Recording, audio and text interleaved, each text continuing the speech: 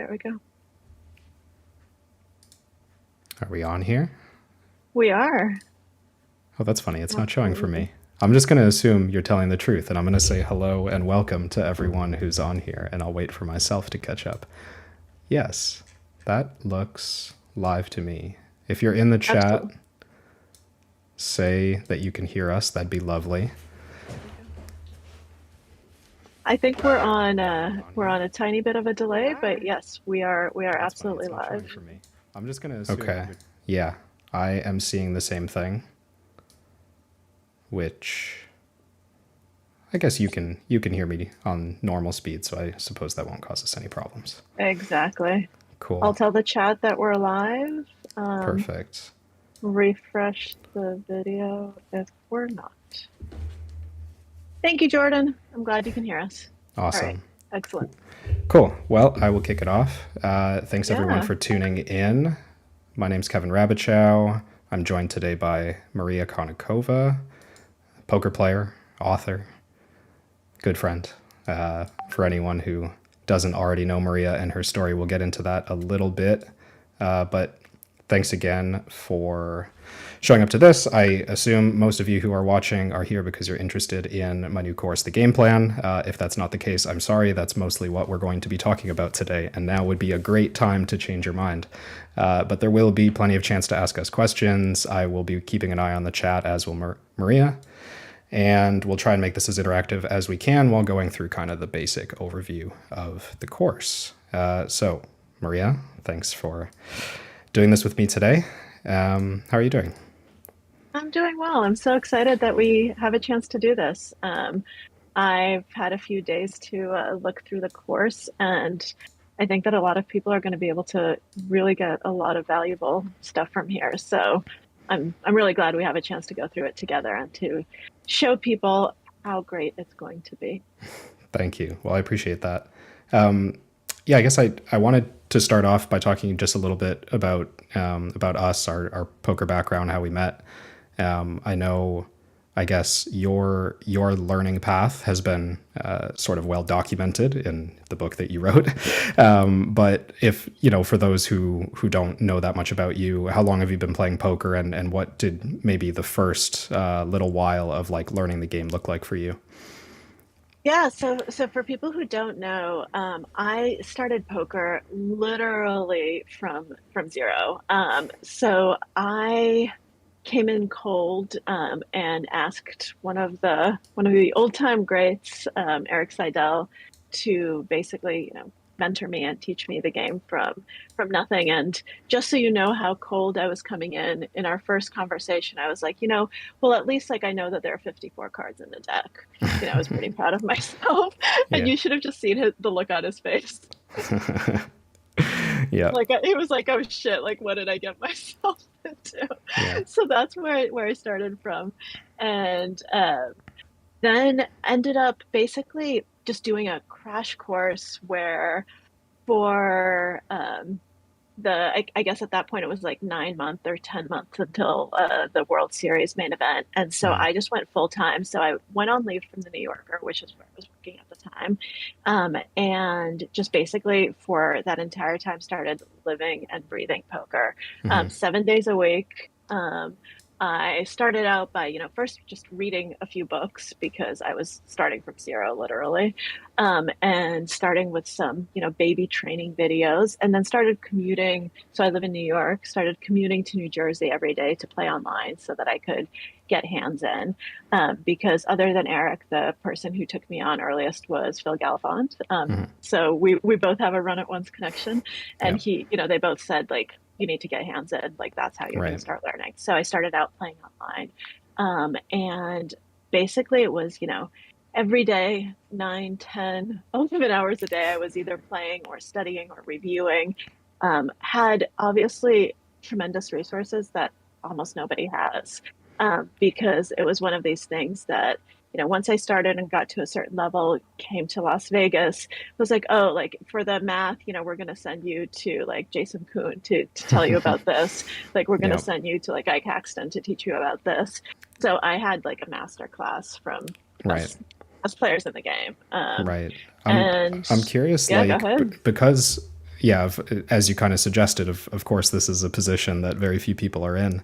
But I speak to a lot of people, run at once users or potential students who are sort of asking about that, like learning the game from scratch. And I don't know many people other than yourself who have done that Yeah. recently, right? Like who have done that in this era of poker. So I'd be curious, from books to trading videos to, I guess, like one-on-one work with experts. Do you think that was like a natural progression? Do you think that one had to come before the other? Do you think someone could just focus on one of those things? Like what advice would you give to someone else who's starting from scratch who maybe doesn't have Yeah. those expert resources? Absolutely. So I started out with books because that's what Eric knew. So he said, I've never worked, he'd never trained anyone. He didn't know kind of what to tell me. And so he's like, well, I know Dan Harrington, and Harrington was Yeah. my it was my poker mentor. So Yeah. why don't you read Harrington on Hold Up? So I did.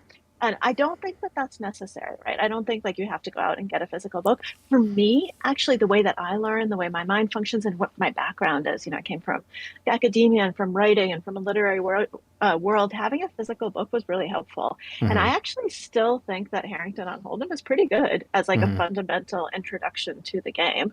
Um, but I don't think that's necessary because I think that there's so much material online these days that you can just probably get everything that you need from there. Yeah. And it was actually really good that I had someone like Phil be able to direct me to, who I should listen to on Run It Once. And what I brought from kind of my own experience was that I am good at studying. Right? And Mm-hmm. that's one thing that I know how to do. Yeah. So I didn't know anything about poker, but I know how to study. And so I basically approached it as an intense, immersive class where, every day there was a certain amount of material that I wanted to get through. And I would sometimes, when I was watching like a half an hour training video, it would take me 2 hours to watch it because I didn't know so much. And Mm-hmm. because I was starting from scratch, I'd have to pause and be like, I don't understand what a capped range is. Like Right. what do those two words mean? So then I would have to, Yeah. go and research that and figure that out and see that I actually had to watch another video to help me with some concept that was being explained in this video. So it was one of these cross pollination processes, and that was remarkable, and I think essential. And the other thing that was essential and that I think was probably the single most useful thing over the long term. So when I played online, I was actually obviously one of the benefits is you can record everything. So Mm-hmm. even though you don't yet know what things are important, you have all of the material there. So then when I talk to Eric or Phil or whoever I talk to, we could actually go in and do deep dives into my own hands and into Right. my own way of playing and the mistakes I was making, so they could also tell me what I needed to study and what I needed to work on. And that's the one thing that I think is just such an important part of learning the game from scratch. It's being able to just go through your thought process on hands and do that over and over and over, because it Mm-hmm. doesn't matter if you're making a ton of mistakes. What matters is that you're analyzing them and figuring out, how am I thinking correctly? What am I doing wrong? What do I need to do to try to improve and to try to get better so that I don't make that same mistake again? Yeah. And then just do that over and over and over. And to me, that's so much more helpful than trying to learn in a vacuum just by Yeah. yourself, like you would video. Yeah, absolutely. Yeah, I mean, of course, I agree. I guess if anyone who's watching has already taken a look at my course, a lot of what you just talked about is built into the structure. I like your point on spending 2 hours with a 30-minute training video. That's actually so in the middle section of my course that we'll walk through in a few minutes. I talk about how I like to use each different type of study method that is possibly out there, right? Including training videos. And one of the things I really harped on in training videos is like, if you're a passive viewer of a training video, you're not really learning anything, or at least it's very unlikely that you'll internalize the concepts that you were trying to take away from that video, right? If you really stick with it, take notes of the key concepts, maybe go back to it, then you're so much more likely to take away what the coach who made the video is trying to deliver to you, right? or even some unintentional things that they might have just let kind of show through their process or whatever. So I think that, yeah, it's certainly, the time you are willing to commit, the time you are able to commit, and the level of tools, like the level of feedback that you were able to get from really high profile players, I'm sure that helped accelerate. But I think that you're just, like you said, being good at studying accelerated the whole process for you. I don't want to downplay the importance of that. I think that must have been a huge part for you. I think it was because it wasn't like taking a shortcut, right? Some people are like, oh, like you were able to do this in, you know, like in a year, right? Went from this to, starting to win tournaments. But I did take it as a full-time job. So that is something that I did that, and that's how I approached it. It was one of these things where like I worked on it every single day. And that level of intensity meant that I was able to put in a number of hours that I think, some people probably don't put in over years. Yeah. And it wasn't sustainable, right? It's not the volume that I put in today. Yeah. Yeah. Actually, Um, I did want to ask that. I almost forgot. Like, but before we yeah. kind of move off of this, like, I'm often, this will probably come up in the questions as well, because I noticed one person asked this on Twitter, but I'm often asked like what someone with a full-time job should do to approach studying the game, right? What someone who has family commitments or just doesn't have like the attention span to dedicate a full day to study, how they should approach it. Like, Yeah. my opinion is that just lengthens the process. That means, maybe setting smaller targets, maybe setting lower expectations for how quickly you can move through things, right? But I'm curious if anything else comes to mind for you, or if you agree with that. Yeah, I do agree with that. I think it's absolutely doable. I just think that the time frame changes. For me, I because I was doing this for a book and I had, this arbitrary goal in mind. I had a time frame within which I was doing it.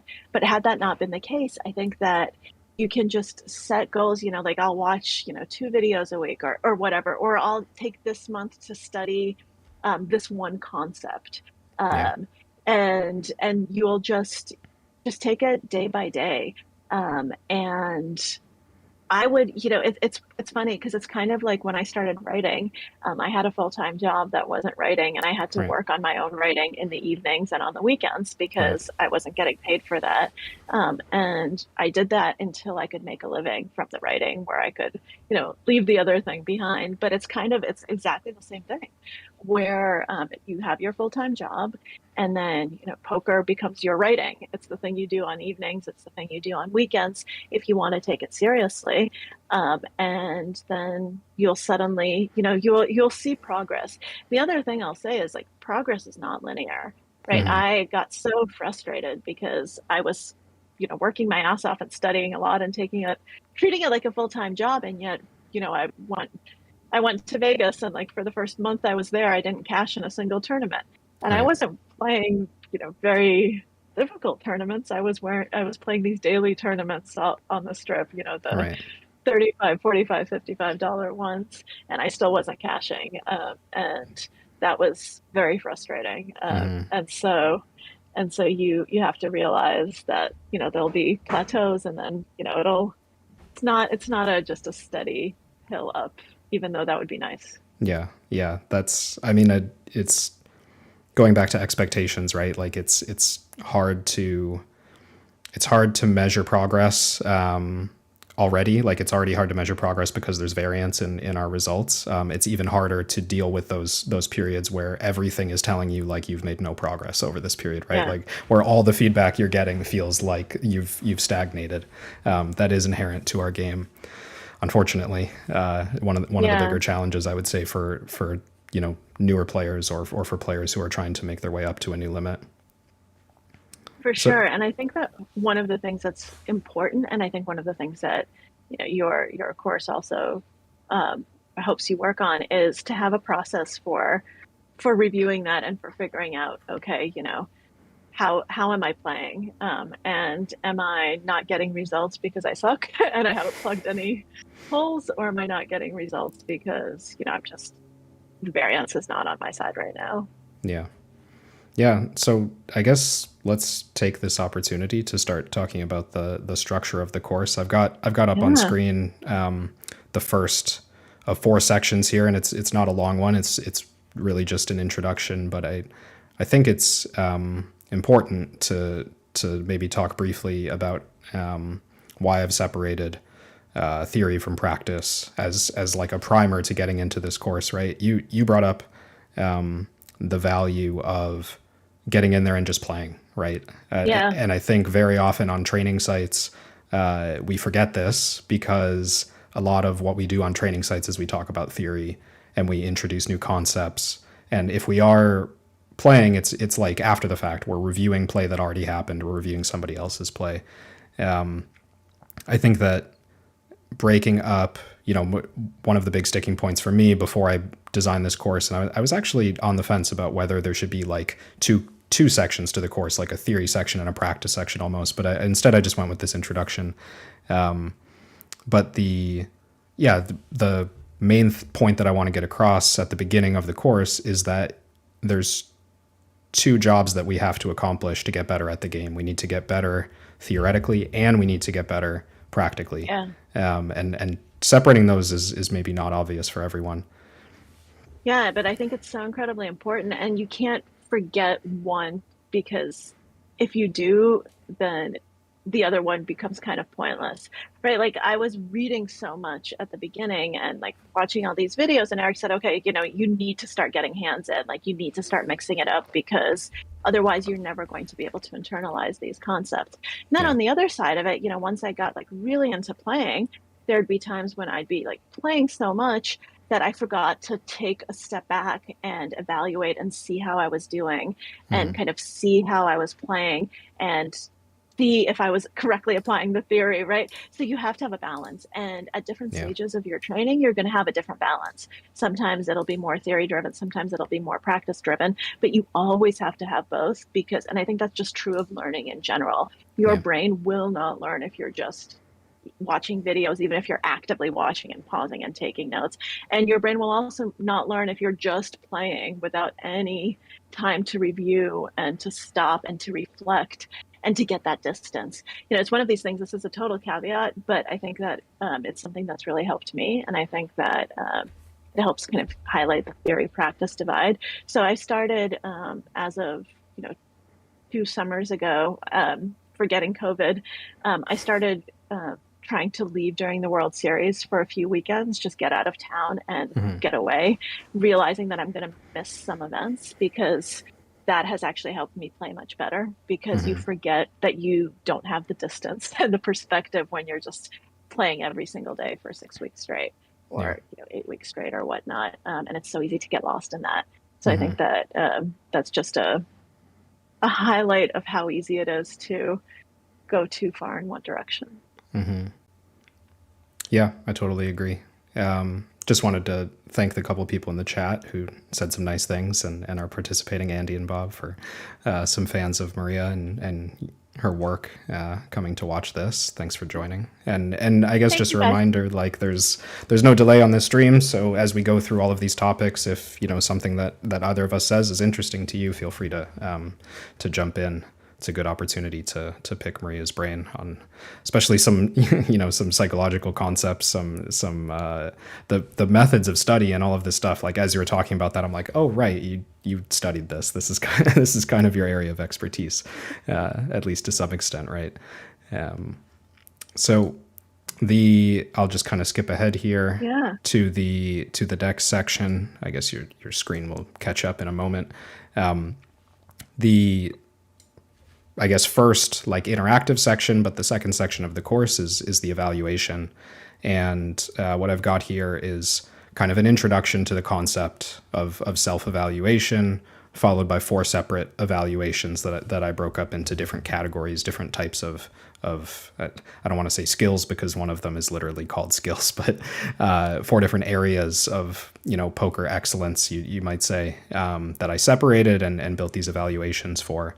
And then the end goal is to turn that into some kind of plan for improvement. But maybe we could talk a little bit about evaluation. I'm curious if you have any thoughts just about like the process of self-evaluation before we take a look at what one of the evaluations actually is. Oh my God, I have so many thoughts, which is that everyone who takes this course is not going to want to do this section, and you have to do it. It is Okay. so important because evaluations are something that like I I've always thought I don't need it, and it takes time and it's hard to be honest with yourself. And actually, one of the breakthroughs that I had on my journey, long before your course was a thing, was working with a mental game court coach, Jared Tendler, who Hmm. made me fill out an like some evaluations and like actually fill out spreadsheets of like, what are your triggers? Like, what puts you on tilt? How do you respond? Like, what are these emotional things? And I didn't think I needed to do that because I'm a psychologist by training and I know this stuff and like, yeah, I know. But actually going through that process, writing it down, like filling in all of those worksheets was so ridiculously helpful. And I was so glad I did that because it just forces you to look at yourself and look at your playing and look at your just look at the way that you approach the game in a much more honest way. And so I think that this section is actually going to be a really important one for a lot of people and will help them realize how they need to study in a way that I don't think most people have the self awareness to do without the tools to do it. Yeah, I I definitely felt that. So I mean, this part of the course was challenging to build, and before we look at one of the evaluations together, I guess I just want to say that when I've done some things, that looks like this in private coaching, because that was kind of the inspiration for this section. Every now and then, I think players come away feeling overwhelmed with how much they need to do. Right? It's easy to, because the evaluation, I felt it was necessary to put quite a lot of detail into the evaluation, because that's going to challenge. If you're a strong player, if you're a longtime professional and you're taking this course, I still want you to be challenged by the parameters here. And I think it does that for someone who's kind of confident, who feels good about where they're at, and just wants to push further. But if this is something you've never done before, I think, like you just suggested, Maria, like it's going to be intimidating, and I think it could actually be kind of disappointing to look at the results. But I feel sort of a necessary step to overcome. Whether this is the perfect way to do it, I'm not so sure, but we're gonna give it a shot, right? Yeah, absolutely. And I see that Bob is going to be playing a big tournament next week. So good luck, Bob. I hope this is helpful for you. Very nice. Good luck. So let me click over to this one evaluation. Yeah. So this will be, we'll just, for anyone watching this, we'll just give away one of the one of the evaluations if you don't feel like taking the full dive on the course. This is your chance to do a mini evaluation if you want to follow along with us here. Yep. So this category I called skills, and I guess the definition of a skill in my mind is a practical skill, right? So I'm thinking about we're at the table. I'm not thinking about how well you understand theoretical concepts, game theory. I'm more thinking about when you're sitting at the table and you're playing a poker game. How confident are you in these parts of the game, right? Like what's going through your mind? Are you feeling like, oh, I'm lost here? Are you feeling like, oh, this is automatic? And I suppose also just how confident are you that you're not making mistakes, right? But this is thinking about it in the moment. So I'll just kind of scroll through here. I I believe Maria's gonna be kind of my guinea pig here and just sort of fill Yep. this out as if this was her own evaluation. And I'll the do it thing for that you, and I'll do it. it's very brave. And I guess just like the same disclaimer that I put in the video recording in the course leading up to these is that like the exact scoring here is not that important. The goal here is to get to kind of the bottom of the evaluation and feel like you've got this relative idea of where everything stands against each other, and whether or not that's important. So let's talk about Yeah.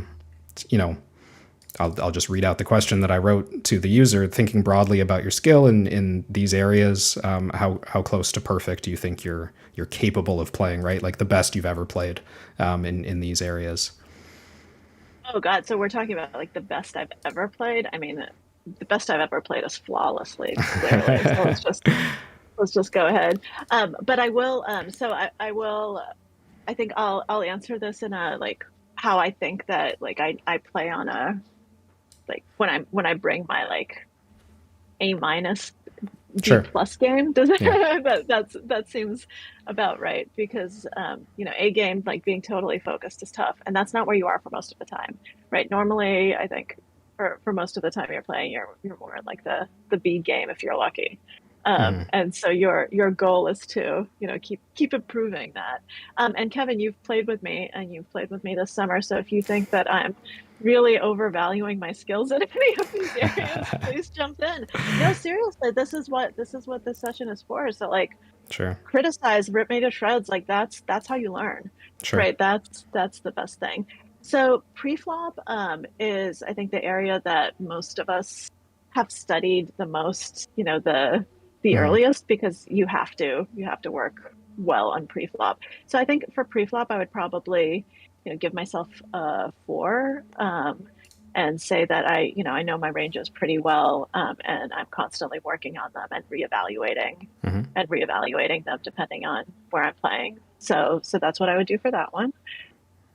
For let's see, single raised pots, heads up.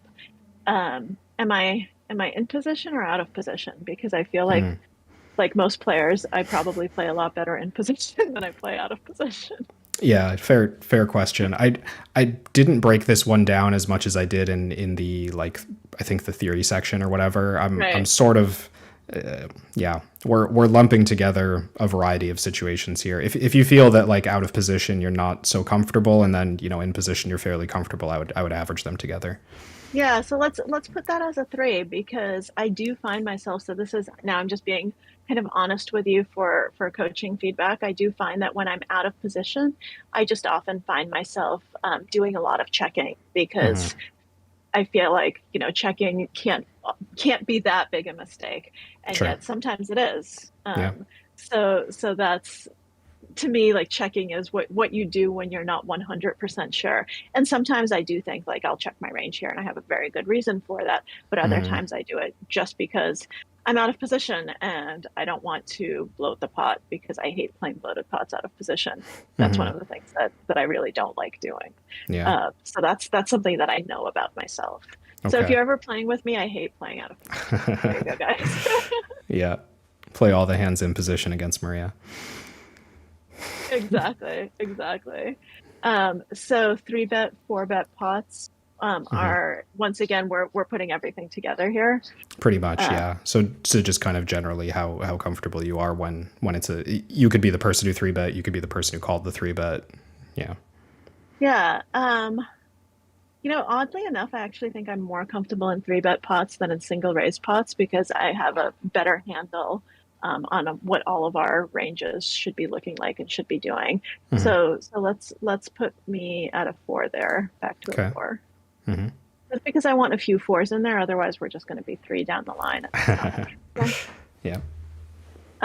Oh, multi-way pots. I basically just try to I play multi-way pots more straightforwardly and more passively, which I think that is actually correct in a lot of situations because when you have 4 people, it's very difficult to try to do something. That said, there are also really really wonderful bluff opportunities because bluffs look so much stronger because it's a multi-way pot, and Sure. everyone knows that you should be more straightforward. Yeah. So I don't know. Let's give me a 3 because Okay. I feel like everyone always needs to work on multi-way spots Yeah. because you study most of what I study, and the main tool that I use on my own or have used when I have the time is PO Solver, and that's all heads up spots. Right. Yeah. So it's harder for me to study multi-way pots. It's not something that I've done as much theoretical work on, Sure. just because it's hard. Like there aren't that many tools to do that. Right. And I would point out even the way you're talking about multi-way pots here, like I think is a little bit leaning in that direction of like, oh, there might be some theory here that I'm not grasping, so maybe I shouldn't score myself so high. But like, I do think because, like you said, you feel like you have a bit of a plan for multi-way pots. Like, oh, I feel comfortable that playing passive and tight is correct, and maybe finding the occasional bluff. Like that's a pretty decent technical approach in terms of practice, right? Instead of theory. So maybe in a theory worksheet you would rate yourself like a 2 in multi-way pots. Maybe in like the skills worksheet you'd be a 4, because like, are we really that concerned about multi-way pots right now? It didn't sound like you were that concerned. So that's kind of how I would think about this. That's actually that's very helpful. See, this is why this is good to do these evaluations. Yeah. Um, High pressure spots in MTT. So high pressure, are we talking like ICM pressure, or are we talking other types Mm. of pressure? Because if we're talking ICM, I'm actually going to rate myself much lower, because I put myself like as a 2, because Hmm. ICM is something that I always say that I need to study, and I still don't Yeah. study nearly enough. And I Yeah. always feel like when I'm looking at, some of these high roller streams, like, recently in Triton and all these spots, like I was like, oh, like they're playing this completely differently because of ICM. I Hmm. really, I don't know what I would do with sevens here, right? I don't know what I'm supposed to do. Like, am I Yeah. supposed to be folding or calling? And Yeah. I know that's something I really need to study. So if that's what we're talking about, let's give me a 2.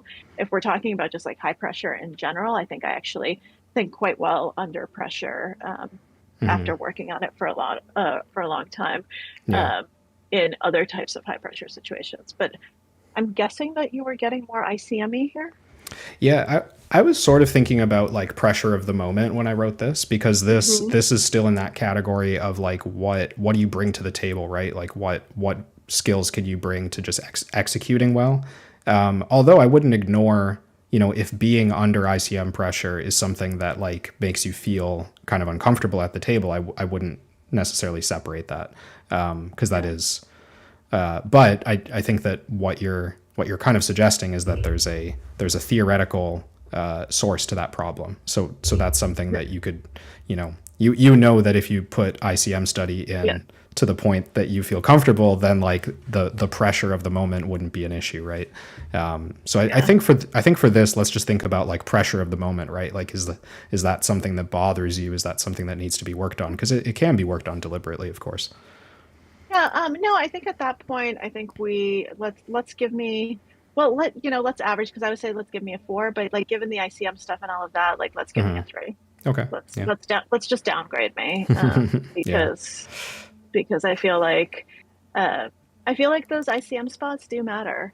Hmm. Um, and even though I'm comfortable under pressure in certain situations, like there are also, there are entire later stages of tournaments where you're well into the money, but you're still nowhere near the final table, Hmm. where you do still already need to not just be playing for chip EV. Hmm. Um, and I know it's one of these things, as you said, like I know I can address this, and I know Hmm. exactly where to go to address this. Yeah. But for some reason, I just keep putting it off and keep Hmm. not doing it. And this is one of those things where I'm like, well, but I should be working about all this stuff earlier in the tournament so that I can get to the stages where ICM really Hmm. matters. And Yeah. then I get there and, Yeah. sometimes make big mistakes. I mean, commonly talked about. It's tricky in tournaments. Commonly talked about is how the ICM spots or the final table spots are when you're playing for 10 times the stakes, 100 times the stakes sometimes that you're normally playing. So there is a lot of value in those, but at the same time they're uncommon. So there's a little bit of a Right. balance there where it's probably not. It feels like this thing that's incredibly important. It's probably a little more important than your average spot, but I don't know that it's something that I would say it has to be the top of Hmm. every tournament player's list. Yep. And then for rare and unusual spots, the last one, I mean, I think we have to give me a 2 at most, because they're rare and unusual. So clearly I haven't studied them. Well, So again, that's, so I think this. I mean, it doesn't. It's good that we're talking through this because it doesn't always come across in the evaluation. Like if I'm thinking about skills in rare and unusual spots, I'm kind of thinking about like thinking on the fly, or, like, to steal a term from some other people, brain solver, right? Like kind of being thrown into a spot that you have no idea what's going on, thrown into a spot you've never studied before. Like, how do you execute in those situations? How well can you kind of figure it out without any background knowledge? Yeah, that that's one of the things that I think that it was so useful that my coaches were Eric Mm-hmm. and Phil, because their approach to everything wasn't to tell me how to play it, but to like teach me to think it through for myself. It was Yeah. always a question of, okay, well, how do you think about this spot? Like Eric would never tell me, okay, this is how you play like Jack 10 Yeah. from this position. Like this is what you should do. Because what he stressed over and over is there is no way to play it, right? There's Yeah. there's no right answer. It depends on the situation. It depends on on the dynamics. It depends on so many different things. And Yeah. you really have to be able to analyze in the moment. So that's, I think, that's how I learned to play. Mm-hmm. It was one of these like, teach a man to fish versus showing him exactly where the Yeah. fish was. Yeah. And it was, it's a frustrating way to learn because your learning curve is actually much like it takes a much longer time. And I Mm-hmm. actually remember, one of the first conversations I ever had with Phil. He said, I can give you a bunch of charts and ranges to memorize, and you'll be a very proficient player very quickly. And you'll probably be, you can go and like be a winning player at the stakes you're playing. He said, but I don't want to do that because that's like a short-term solution if you Mm-hmm. don't actually understand any of the logic behind it, any of the theory behind it, why you're doing it. Yeah. He said, so I think that that's actually the stupider way of doing this. And so he never gave me those charts, even though I wish he had, and, Yeah. and made me think it through for myself. So I actually think that I'm probably better than average at just Mm-hmm. like thinking through those spots when I need to, Yeah. and when I remember to. Because one of the things that he also pointed out about my play, and you pointed out about my play when we were playing, is that I do have a tendency to act quickly Right. and act Yes, I sometimes remember a little that. too quickly. Yeah. Right. And that's not good, right? I'm always so cognizant. I don't want to be that person at the table who's taking too much time, but Right. sometimes you need to take time. And Right. you're not just, Hollywood and you're not doing it. You Yeah. need to think through things. And so as long as I remember that, as long as I remember to just like take a breath and think through why I'd be doing all of these things. It's like a quick mental checklist. Like, all right, I can call, I can fold, I can raise.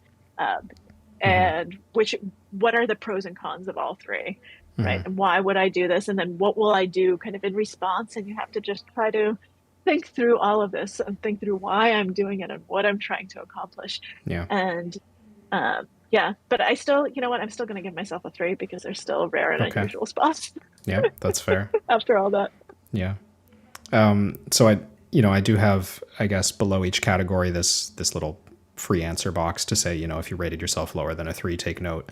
I think let's do all of that at the end once we've kind of gone through this. But just to be clear to the structure of the thing, like, I think it's good to take notes here, even if you don't have something lower than a 3. I think it's good to just take note of, like, you've just spoken out your reason for filling this out for the last, few minutes. So I think it's quite obvious why you rated yourself the way you did to anyone who's watching this, or if they're watching it, if you want to watch it back later, to remind yourself why you rated yourself this way. So you have the benefit of that. But anyone who's filling this out themselves, I would say just this is your note box, right? As you're kind of going through, you want to take note of, like, well, why is it that I'm not feeling so confident in these areas? So the second section on this one is all the same spots as the previous one. So this should be, I guess, relatively quick compared to that, but the focus is different. The focus is on consistency. I guess my idea here is kind of the less the less theoretically practiced you are in these kind of areas, the more your, let's say your autopilot, like if you were playing fast in these spots, it might be more variable, right? Like you might just kind of happen upon different answers to the same situation without really any control over that. So I'm thinking about like precision, right? I'm thinking about how often are you playing this spot the way you want to play this spot? Like, how often are you playing these spots at in a way that you come away afterwards thinking like, oh yeah, that's what I was trying to do there. Yeah. And I wish I could put five for all of them, but I can't put five, I think, for any of them. I think pre-flop is probably still the best, so I would still give it a four. And I think that my reasoning here is that pre-flop also there's usually the least amount of pressure, right? And for me, execution and precision gets more difficult as there's more pressure, as the stakes get higher, Yeah. as there are kind of more chips in the middle. It gets there's a lot going on, Yeah. and pre-flop there's still a lot of that isn't there yet, right? Yeah. You're still in the stages, unless you're like suddenly getting into a six bet pot with ace deuce offsuit, then you're suddenly in trouble. But sometimes shit happens. But Well, usually how often does that happen? Like, right, you're like, okay, we talking Maria, once a day or like once a week here? no, no, no. Yeah. There was a very funny situation that I'm happy to share here at the World Series this year. I don't remember which event it was in, but I ended up raising ace deuce suited, not Yeah. offsuit, which is a hand that I love to bluff with.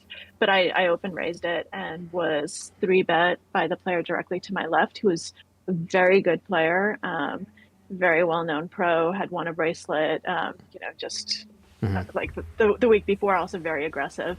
And so it folded back to me, and I decided to use this as a four bet bluff without taking the time to realize what his chip stack size was, that Yeah. four bet bluff was going to commit me to calling his all in, which Yeah. was exactly what happened. Yeah. And I sucked out. He had kings and I had my ace, so it was great. And I knocked him out of the tournament. Yeah. So, I played it perfectly. Um, Obviously, it's a joke for everyone listening. I did not play it perfectly. You need to be aware of these sorts of things. Even if this is the hand that you usually use for your bet bluff, that's a wrong spot for it. Um, and I just failed to see how many chips he had, and that was just a big oops moment. That Right. does not happen often, but it does happen. And this is, I think, what you were talking about, right? Yeah, this is kind of like it's pretty much and I think what you said is true kind of across all these categories. Like, as the pressure of the moment changes, or as the complexity of the situation changes, then it reveals more opportunities for us to make those kind of like slip mistakes, right? Where if you were studying the spot at home with pen and paper and you had 2 minutes to give your answer, like, you'd never get it wrong, right? But Right. when you're in the moment, it's different. So that is what this is about, for sure. Exactly, exactly. So I will tell this embarrassing story so that you guys can all benefit. Okay, so single raise pots, I think we'll actually, I don't know if we want to give me a three or a four, because they're also, the most one of the most common situations that you're in. And so while I might not, while I gave myself, I think, a three up above, I think that Yeah. I'm still I can consistently execute at a three level, Sure. if that makes sense. I mean, yeah, absolutely. Yeah. So the four doesn't mean I suddenly think that my skill has improved, but Right. I'm pretty consistent at that three level. Yeah. Yeah. Um, I think that's the right way to rate this section. yeah. So let's do that, and then actually let's make that a four, and then the three bet pots actually will end up going down. So I think I rated myself a four there, and I think I'm Yeah. actually gonna say that that is going to be a three. And if it's like a four bet pot, that it might even, like, depending on stack to pot ratio, like, those can get really tough because you're often finding yourself in those situations playing for your tournament level. And especially like at higher stakes, this can be a big deal. And so my execution here is definitely not nearly what I would want it to be as the, you know, uh, as the stakes get higher. And What that you just happens. what you said right there about why like this would be the perfect thing to write in the free answer box at the bottom here, saying just kind of saying like, yes, these spots correlate with potential to bust the tournament. So like maybe Hmm. this is what's influencing my execution, right? Like going through this process, I think helps reveal those little the underlying concerns that are going to be like the real thing to put, I think, on your study plan or on your Yeah. self evaluation, like in words, right? Maybe it's not that it's a 4-bet pot. Maybe it's that there's the potential to bust the tournament. And once you have the other spots mapped out that might give you the chance to bust the tournament, maybe you can kind of tie those things together, right? Hmm. I think that's exactly right. So our multi-way pots. I think that I normally, yeah, I think that let's give those a 4 because I think those normally are pretty easy to get away, at least for me. Like I never have a problem like folding Yeah, when I need to in multi-way pots. I have yeah, much more of a problem folding heads up. sure, yeah, So I think that my execution there is pretty consistent because also like I think the other element here is that the more rare the spot is, the easier it is in a sense to be consistent because it doesn't come up as often. So like those few moments when it comes up, you basically do the same thing. And if a yeah, spot happens all the time, then there's a lot more risk of not being consistent just because yeah. That's frequencies are different. Yeah, that's interesting. I mean, I think for sure, as long as you have a plan, right? Like you kind of had Hmm. a plan, maybe it wasn't all that detailed, but like the way you describe multi-way pots, you were like, yeah, this is how I approach them. So like that's, even if they don't come up that often, you kind of know what the way you're going to address those Hmm. situations is. Yep. So high pressure spots, let's give me a 2. I mean, the high pressure spots are they're hard to be consistent and precise in. Like that's the by definition, even if you have a plan and you have an understanding and you have a way to attack them, the higher the pressure, I think the more difficult execution is. So I think it would just be honest to say that it's probably something that I need to work on, even if I don't think I need to as much. I think I should rate. Basically, I think I should rate myself lower than I think I need to be rated. Sure. Yeah. And rare and unusual spots. Let's go for a 3 Okay. for kind of the all of the reasons that we've talked about before. They Cool. don't come up as often, and yet it's hard to be precise when you're not quite sure what you're doing. Sure, you can reason it out, but I think that that's more intuitive and less precise than it would be otherwise.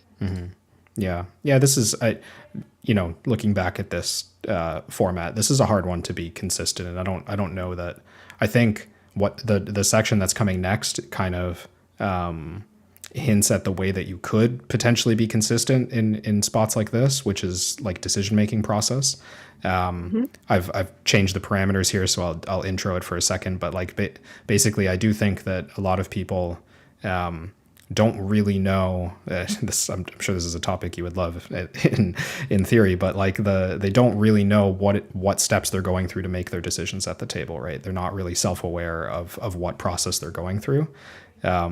So part of this section here is pretty much to flesh that out, to figure out like how consistently is the process that I'm going through when I'm thrown into an unusual spot, when I'm faced with a big river bet, when I'm faced with the potential to bust the tournament, right? Like because those emotions can change the way that we approach decision making, I imagine.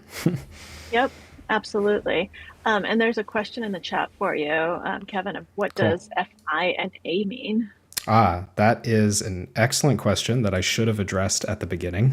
Um, these are categories that I've made for the evaluation. So when we complete the sheet, we can go back and talk about this briefly. But essentially, I've rated fundamental, intermediate, and advanced categories because as I suggested at the beginning, some people are going to come away from these evaluations feeling a bit overwhelmed with too many things to work on at once. So this key is intended to help you know where your starting point is, right? Like all of the fundamental areas should be addressed before we start being concerned about intermediate and all of the intermediate areas should be addressed before we start being concerned about advanced. This is me just kind of attempting to separate the dollar value of these areas in a sense, right? If you were struggling with your execution in rare and unusual spots, I wouldn't put that at the top of your list, right? We'd be working on single raise pots before we get there. So that's what that is. Thank you to Bob for pointing that out. That is yeah, it was a small oversight on my part. Great. So All let's. right. So I'm just scrolling back to the decision making section here. Yeah. Why don't we talk about how you feel about the quality of your thought process, the quality of your decision making in these kinds of areas? So the first one being just making adjustments, right? Any kind of Yeah. exploitative adjustment. Yeah, I think I would give myself a 4 there because it's something that I've had a lot of experience in doing, especially when nobody knew who I was, and it was just me, a girl, at the table. And so people would really deviate from theory against me. Even strong players who don't think they deviate from theory were still deviating from theory. And so being able to be attentive to that and to figure out how to exploit that and how to counteract that Yeah, was a crucial step on my way to becoming a winning player instead of yeah, someone who was just bleeding money in yeah, tournament after tournament. yeah. Um, and so on the flip side, hero calling is something that I don't know how to rate myself. So maybe you can help me Okay. here, Yeah. because I used to basically people the way that people play against me changed a lot over time, especially as after my book came out, and as they saw my play and as I played on more streams and people kind of figured it out. And before I'd have to hero call a lot Right. because people were just over bluffing against me and Right. trying to kind of exploit that. And so it I think at this point it's very I've lost the intuition for it because I can't hero call nearly as much anymore. And so now I think I hero call too often Right. in spots where I should just really be folding because people aren't bluffing as much anymore. But Right. that's been actually a difficult thing for me to adjust because hero calling can be so deliciously addictive. Yeah. Because when you hero call and Yeah. you're right, it's such a great feeling. I But I can sometimes, I can fully relate to this. It's good. I mean, this kind of looks ahead to mental game, but like it's good to be self aware of what plays it is that you want to make. Like, beneath the surface that you're just thinking like, oh, I really want to call here. I think that's part of what I'm getting at with like rating your decision making is not so much like how often are you right when you hear a call, but more like do you trust your process for hero calling, right? Do you right, feel like you have a pretty reliable gut for, oh, this is a hero call spot call, and yeah. and feeling good about the way you got there? It sounds a little bit like you for a while just had a lot of success hero calling in a lot of spots. So it just became this like ingrained thing that was very rewarding and very satisfying, right? Like almost all your hero calls worked out, so it was just like this thing that you started doing and it was great and that led to success. Now it seems like that's not so accurate anymore, right? Yeah, that's right. And the thing is, I'm so glad that you pointed out kind of the do you trust your process versus what you want to do? Because I think that that's a big part of my problem right now because I do have a process, right? And I do kind of understand how card removal works and blocker effects and all these things, and I am able to think back through the hand and to kind of try to figure out what makes sense. Is this a good bluff catcher? Like what am I doing here? And then sometimes I just I know I should fold, but I just really want to call, and Yeah. I think I should call, and I call and I'm wrong. Right. And so I don't follow what my process said. Right. And other times I actually find the opposite. If it's one of these situations where I call and I'm wrong and I'm out of the tournament, I do find myself deviating from my process the other way sometimes. It's more rare, but sometimes I know I should call and I end up folding, Right. because I would rather fold and be wrong than call and be wrong.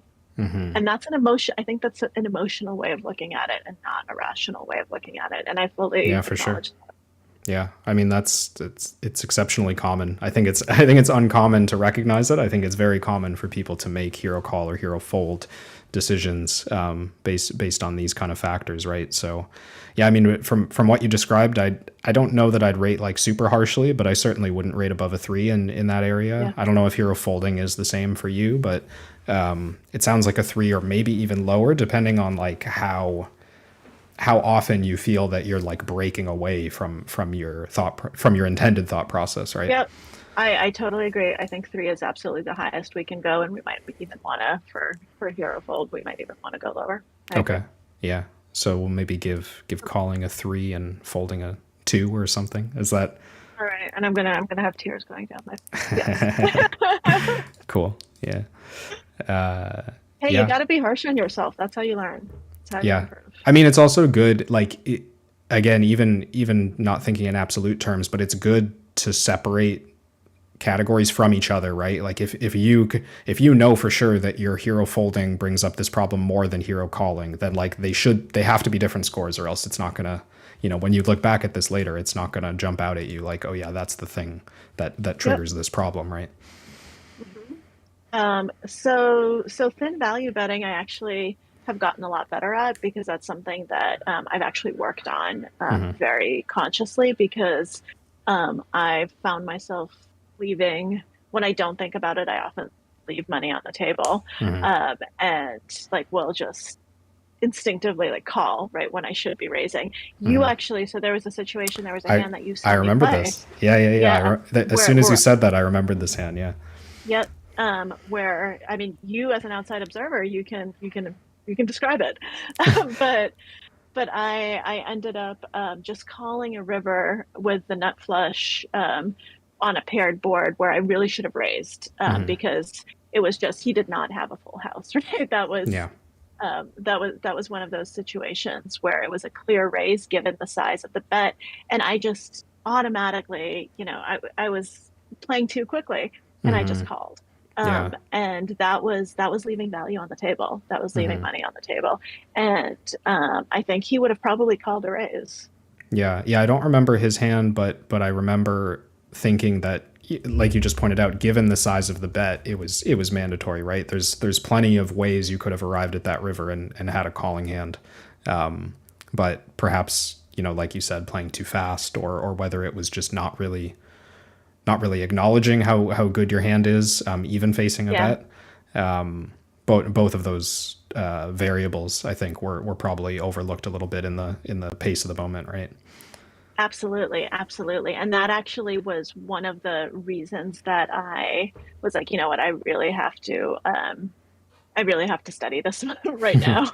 And Yeah. I really have to make sure because I must be making this mistake. Mm-hmm. And I was. So I've gotten and this is just like the last few months, something that I've worked on is figuring Okay. out those moments where you shouldn't be afraid to raise, even though something might beat you, right? You don't have the absolute nuts. Yeah. You don't even have the second nuts, right?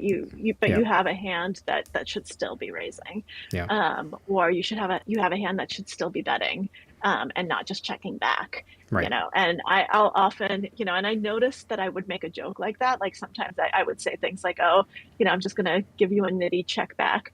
Mm. That's not real. It's not a joke, right? Like Yeah. I'm Yeah. joking about myself that it's a nitty check back. If It's true. I am motivated to say that, that means it is a nitty check back. Yeah.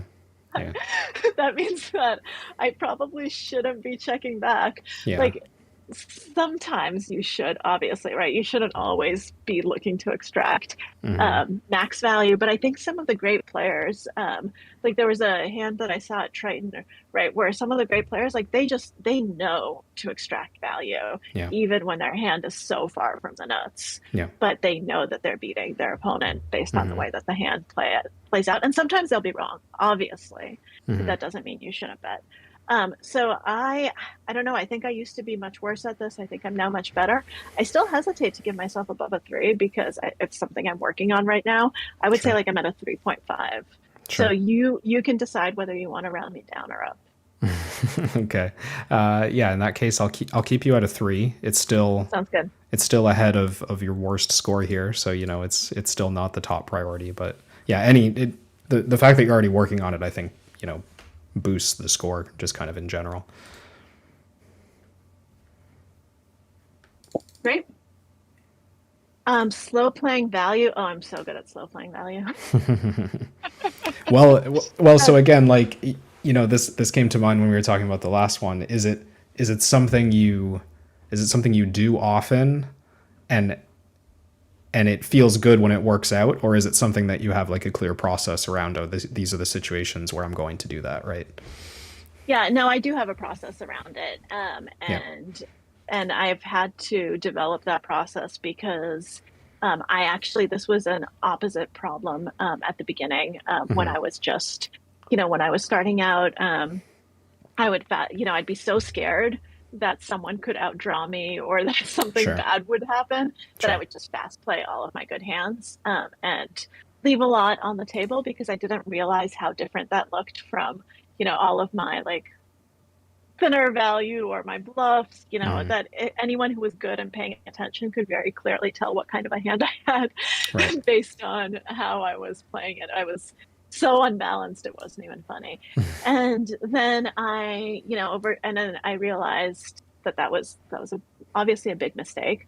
And it's a mistake I think that a lot of people do make at the beginning. I For don't know sure. if you've noticed that, but I've definitely noticed that Yeah. that if you're kind of less confident, you're more scared of being outdrawn. You're more scared of keeping these hands in that you want in with you, right? You want them to be drawing thin. You want them to be coming along because they think they can beat you. And yeah, once in a while they will, but that's okay because all of those other times you're going to get so much money out of it. So I think I do have a much better process for it now, including like when I want to induce bluffs, like what kinds of boards are going to be good for that, what kind of boards are actually going to slow down any action. So it's an awful time to try to slow play because any value you're going to get, you're going to only get by betting because everyone's going to like any good Right. player is going to check back in the spot, right? Right. Understanding those different textures and those different situations is something that I've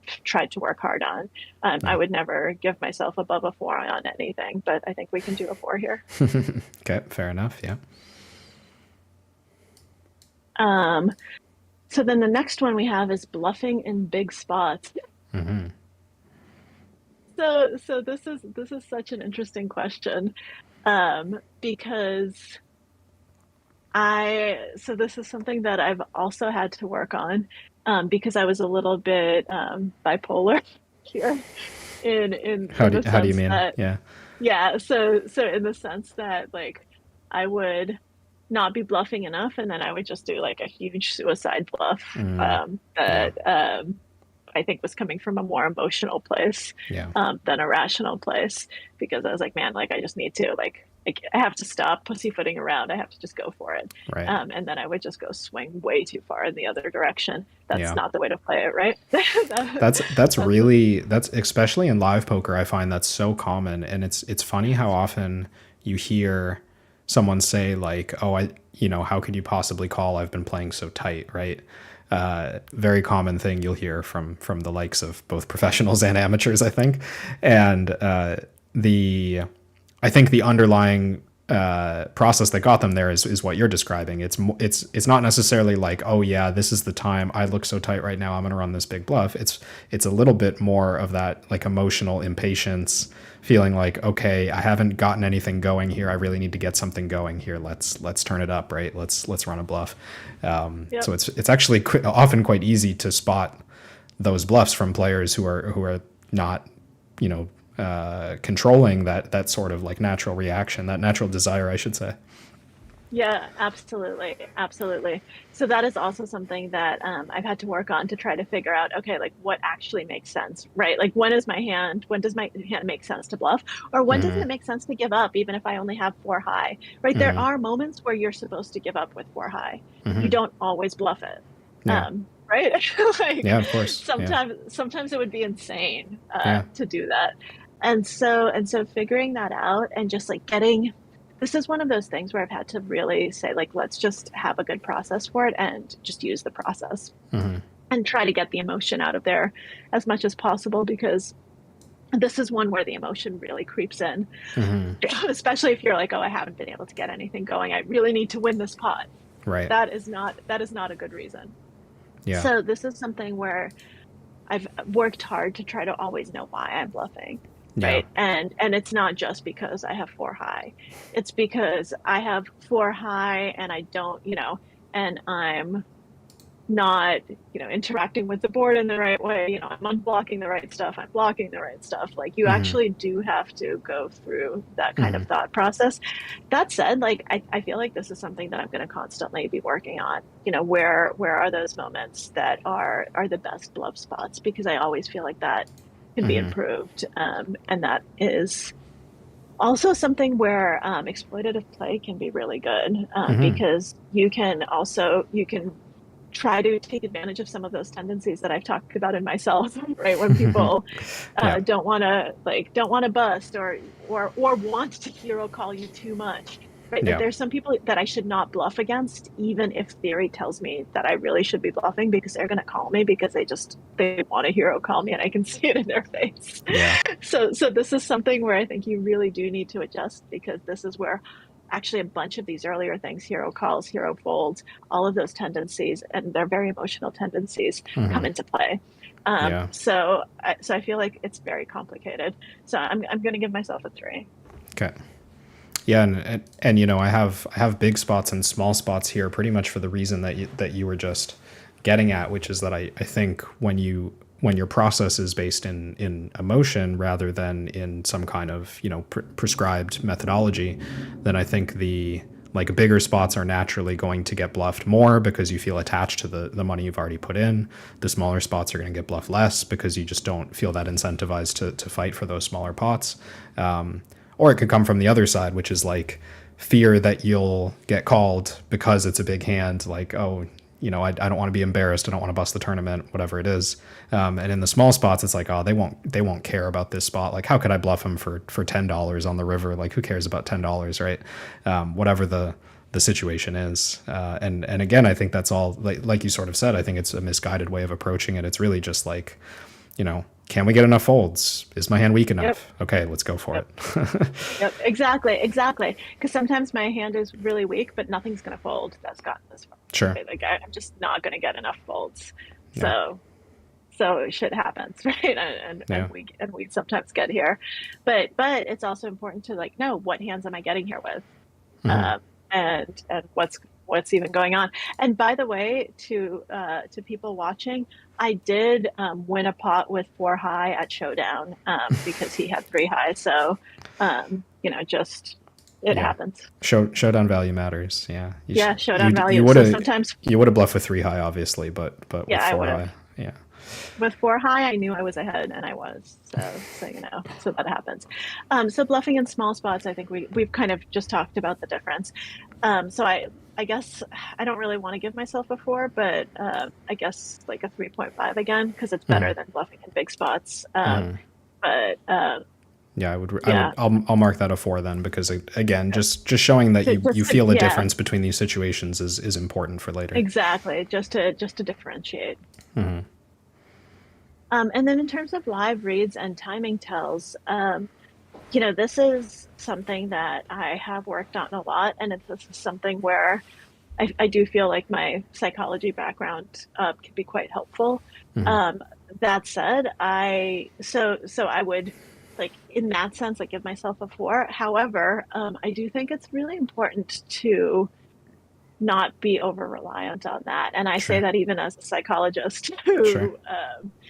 who kind of knows You that probably this say is that really, especially as a psychologist, because yeah, you understand I mean variance, I guess, for a lack of a better word. yeah, exactly. And we just, as poker players, we do not have a big enough behavioral sample usually to be Mm-hmm. able to really read into something.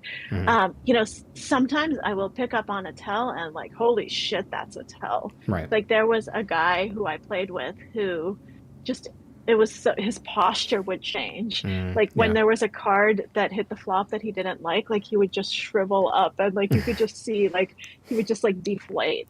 Right. And then and it was just so obvious and it worked like clockwork, but that almost never happens. Yeah. Like that is something that's like it Yeah. happens once a year if you're lucky. Right. You'll get a player like that. And otherwise, it's so easy to be too confident in live reads. For sure. So in my mind, you use them as a tiebreaker. Like if you've already gone through your entire thought process, and you're still like just really on the fence between, calling and folding or whatever it is you're deciding. Hmm. Um, then if you have any reads, like if you have any kind of read on the situation, you can use that in that Hmm. instance. But I would never base a decision solely on a read. I'd Hmm. never say never, right? I would very rarely Yeah. base a decision on a read. So I think I'm actually better than better than a lot of people at live reads, and yet probably rely on them less Yeah. because I know that they can be like they can really lead you astray, and make you. Sometimes you also use them to justify something you want to do instead of That's what I was. what Yeah. you That's should what. be doing. Like I kind of wanted to.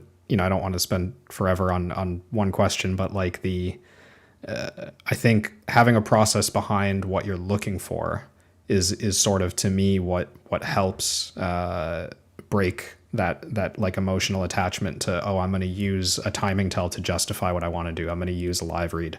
I'm going to convince myself that I saw a live read to justify what it is that I want to do.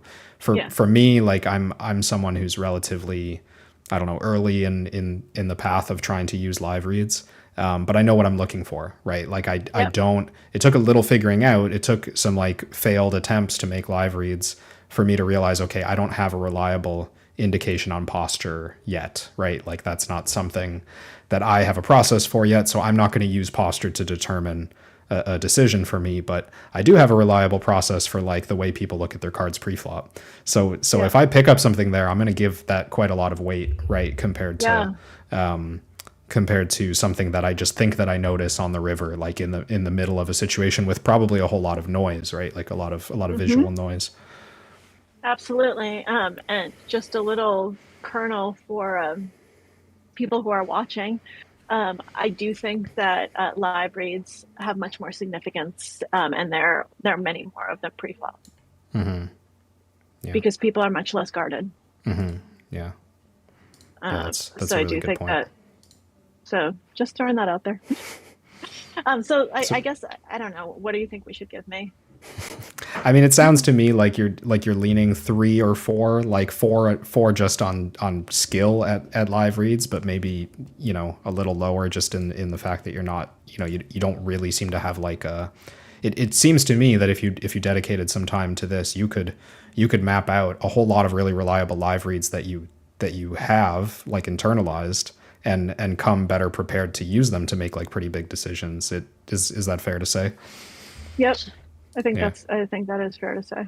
Yeah, so to me, I would give that a 3, and then I would say to myself like, okay, well, I know exactly what I need to do to move that up to a 4 or 5, right? I Hmm. just need to have like a clearly mapped out. You don't even need to do the research. You just need to map out your process, Yep. really. Yep. Yeah, cool. So last section on here is mental game. Hmm. So yeah, I mean this is one. It's funny. I mean, I had to include this. Like, how could I not include mental game in an evaluation? But of course, as you move past the evaluation in my course in the game plan, there's not necessarily solutions to everything, which might be frustrating for some people. I don't have for every single tick box and every single evaluation, I don't have like a solution to every problem. That said, I still think the evaluation provides a lot of value, and connecting those concerns with the right resources is sort of the step forward from there. But so I do want to get into a little bit of what you could do with this evaluation, like within the course, but still, I think it would be valuable for us to go through the mental game section here. Okay. So the first one, tilt control. I mean, I would be doing a disservice to the memory of my graduate advisor if I rated myself less than a four, because this is what I did my dissertation on. So self control is what I studied, and from a theoretical standpoint, I know all the tools. Like I've worked Yeah. with them, I've developed some of them. Yeah. I know all the research behind that. Yeah. I will say, I'm not giving myself a five, even though, I've there are some of I these was going to things say, dare you because give yourself a five? It no, certainly sounds like no, you have the justification for it. no, because theory is not practice. Sure. And um, the more you know about self-control, the more you realize that, everyone's going to get into hot situations. And the path to failure is thinking that you're a five. Right. Okay. Yeah, we'll give you a four in your field of expertise. So situational awareness, I'm actually gonna give myself a three here, even though I should be giving. If I were good, I would give myself a four, but I'm not good because I'm aware of it enough to know that I don't often. I'm not always paying attention the way I should be. Right? This is what Eric taught me, and this is what I should be doing in every tournament, regardless of stakes. The moment I sit down, I should put my cell phone away unless I'm writing down a hand. Like it Yeah. should not be anywhere near me. I should not be checking anything on it. I should not be texting. I should not be doing anything. I should be Yeah. fully present and at the table, and I do not do that. Yeah. And I know I don't do that, right? Like I am not because it's hard. It is hard. I've been there many times. It's extremely hard, especially when you're trying to do, trying to wear many hats, right? Like you're not just trying to sit down and be a poker player who's executing as best as you possibly can. So it can be hard to fully immerse yourself like that.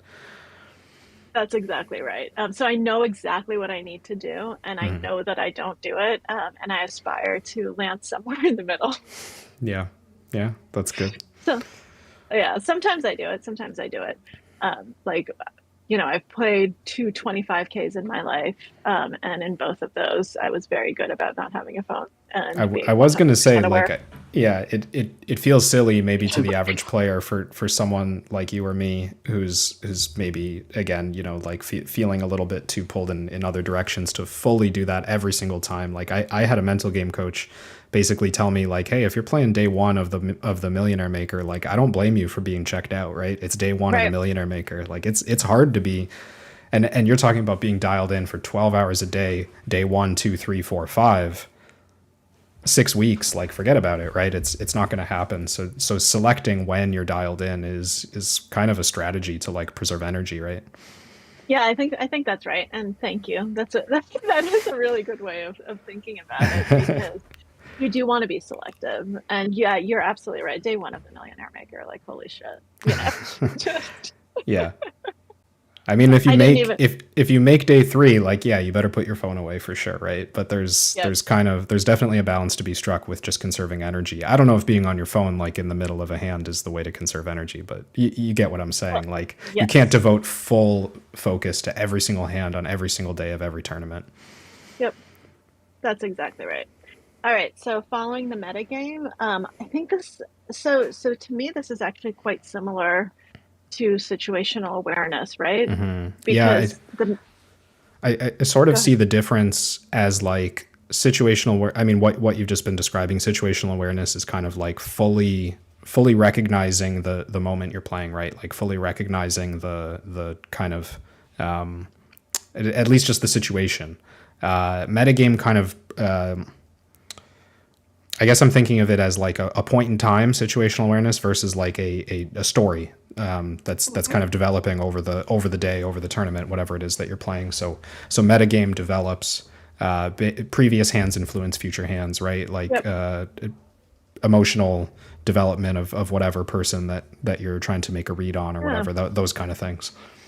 Yeah, so I think I'm actually, I think I'll give myself a four in that because despite my lack of sometimes moment to moment awareness because I happen to be on my phone, I do a pretty good job of trying to be aware of all the dynamics at the table because that's one of my edges, right? But that's, as a psychologist, that's one of the things that best positioned to take advantage of. Yeah. I want to be able to tell when someone's getting tired. I want to be able to tell when two people are at it, right? And there's clearly some bad energy there. Like Yeah. I want to be able to understand people's emotional swings throughout the day because it'll affect how they're playing. And that's really important. And sometimes those emotional swings include me. Like Sure. I have no idea how many times this has happened, but multiple times where, I've three bet someone a few times, and because I'm me and I am female, like they take it much more personally than if a Mm-hmm. male had done that. And I've had people be like, next time I'm going all in when you three bet me. And of course they're going to fold next time too. Like they never actually go all in after they say that. But you have to be aware of that, and you have to be Yeah. aware of how they're experiencing it, because your Yeah. actions are going to change. Your ranges might even change, Yeah. right?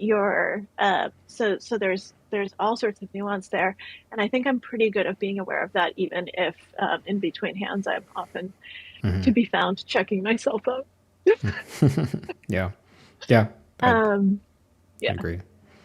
So daily routine, everything I can control, I think I'm pretty good at. So I'm going to give myself a 4. I've found that it's just so important when you're playing these long days and you're playing multi-day tournaments that this is such a crucial part of your edge. So I do yoga and meditate every morning, even when I've made like day 4 and I'm exhausted because I've been playing until 2 a.m. Yeah. and all I want to do is like set my alarm for as late as possible. Yeah. I might actually, I might modify it, right? So instead of an hour of yoga, I'll do 20 minutes. Sure. I'll do but I'll do it still every single time because Yeah. it's going to affect my game. It's going to be so important for me because my brain is going to work differently. My body's going to feel differently. I'm going to think differently. And I know because I've skipped sometimes. Mm-hmm. And after you see, all it takes is skipping once to realize, wow, like this is essential and you cannot deviate from that.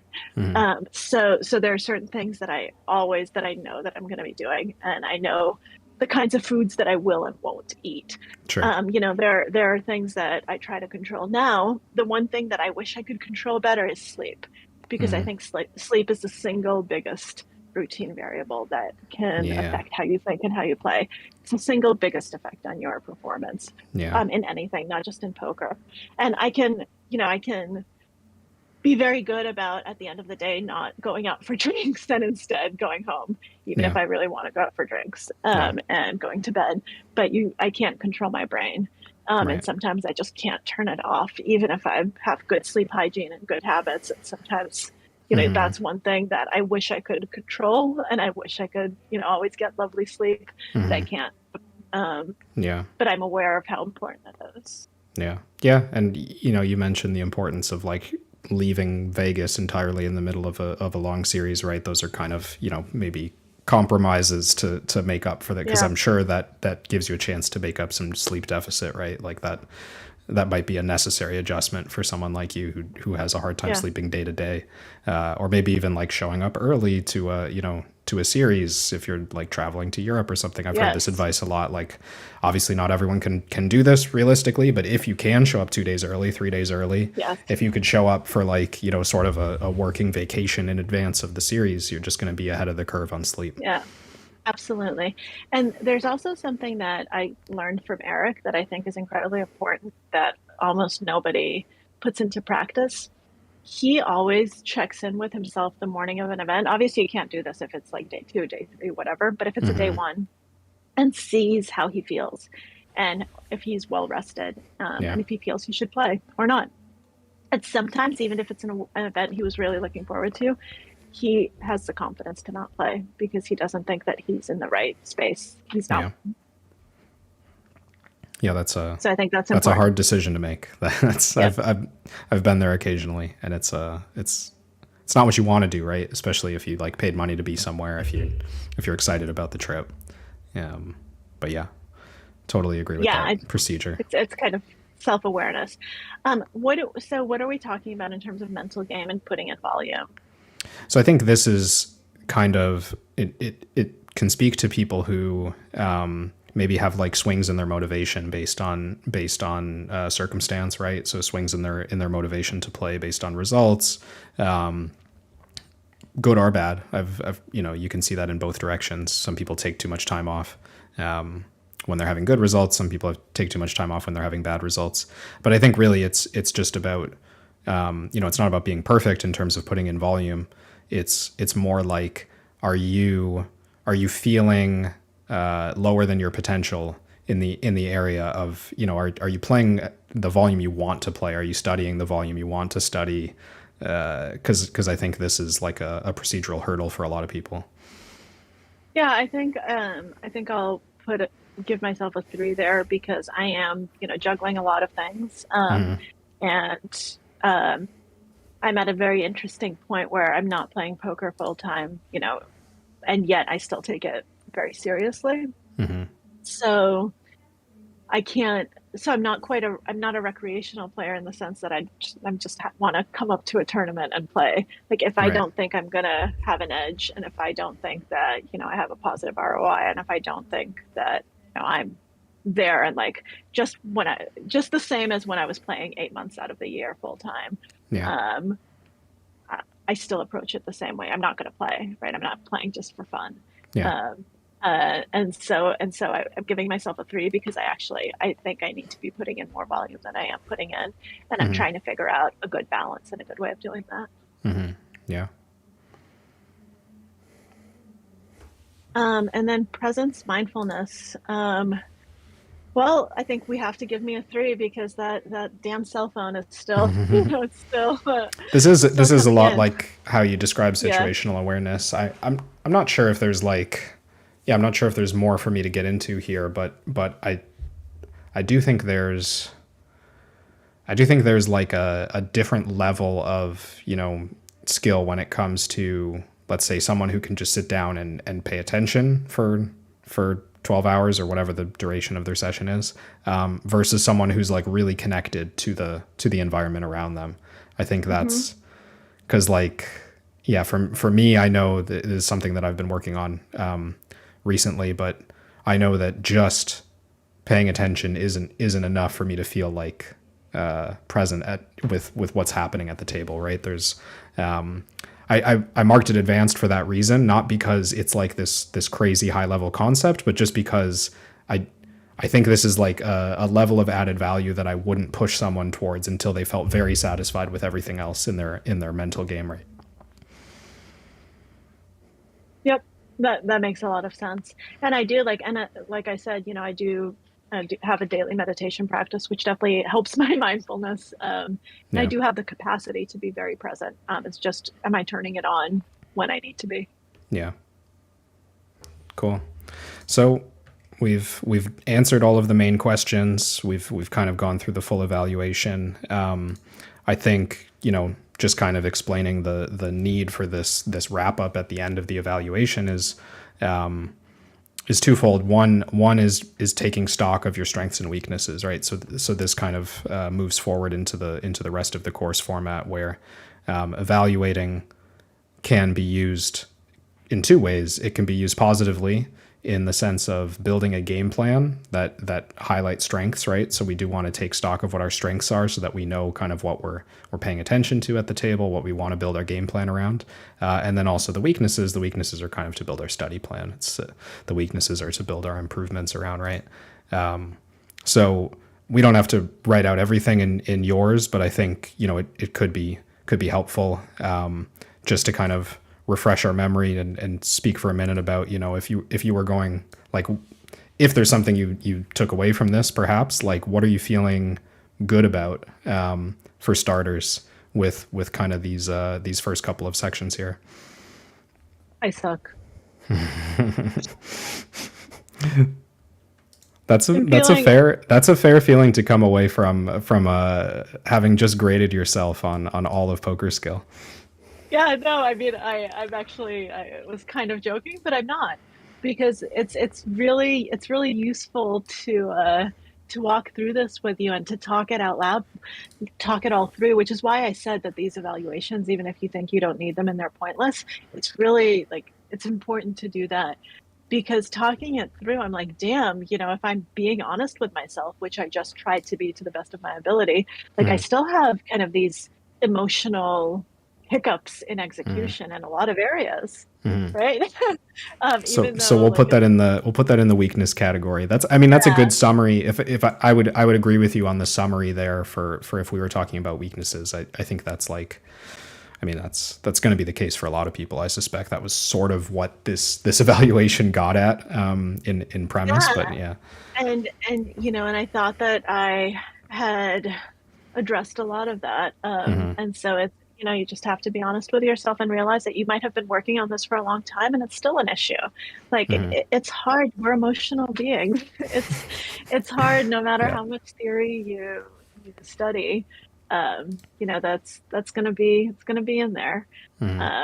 So it's important to remember that, and to keep that in mind so that you try, because this is what I always say to people when I'm talking, do as I say, not as I do.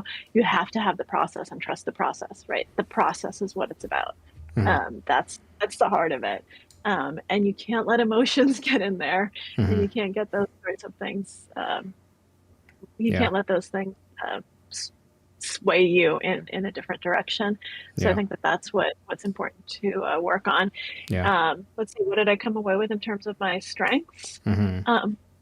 I've studied pre-flop theory a lot. I mean you'll maybe see in a moment that I'm scrolling to the consistency section. Like you scored yourself kind of the highest in the consistency area. I think that's because of what you just said. Like these are maybe you haven't prepared to the extent that you're satisfied with like long term, but you've prepared to an extent and you know what you're doing in a lot of these areas, Yeah. right? So I think consistency Okay. is something that doesn't need as much attention as background process for you, right?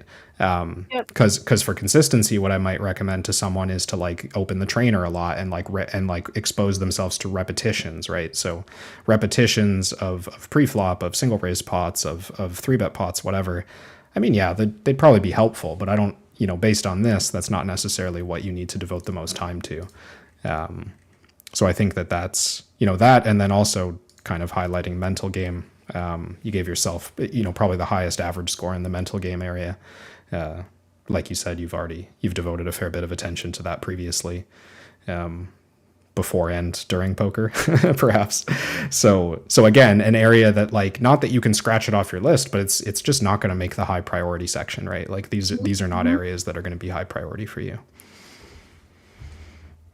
Good. Cool.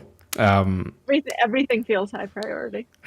Yes, that is what happens when we kind of lay it out this way. So I guess I'll take a second maybe to show where Yeah. users should go from here.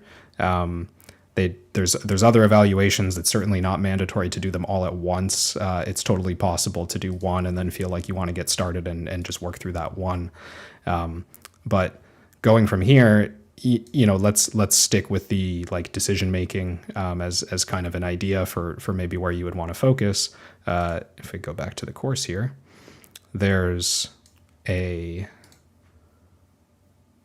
video called "Building Your Study Template,"